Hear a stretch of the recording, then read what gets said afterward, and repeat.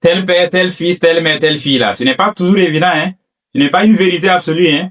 Il faut observer les comportements de ta belle-mère ou bien de ton beau-père pour un peu identifier les comportements de ton partenaire, de ton cheminant. Pas toujours vrai. Je vous conseille d'observer les comportements de votre partenaire, voilà, pour décider si vous allez le marier ou pas. Vous verrez des filles qui ont le comportement de leur père et des garçons qui ont le comportement de leur mère. Donc l'attitude comportementale se transmet comme tout autre aspect, comme tout autre caractère humain. C'est génétique. Ce que vous dites, la génétique ne le confirme pas. Donc ce n'est pas du tic au tac que la mère transmet ses comportements à la fille et le père transmet ses comportements à l'homme. Non, ce n'est pas ainsi. De la même manière qu'un homme, que le père peut transmettre sa taille à sa fille, c'est de cette même manière également qu'il peut transmettre ses comportements à sa fille et non à son fils. Ma taille, je l'ai hérité de ma mère.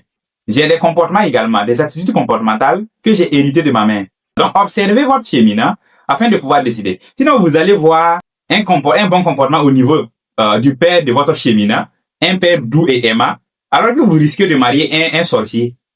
Ce n'est pas toujours la même chose. Ou bien vous verrez une belle-mère toxique qui ne respecte même pas son mari. Vous pensez que sa fille également sera ainsi avec vous, alors que c'est une bonne fille, une fille soumise.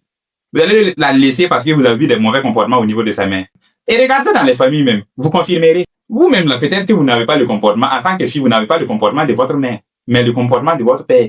Donc, de la même manière qu'on transmet la taille, c'est de cette même manière qu'on transmet les caractères.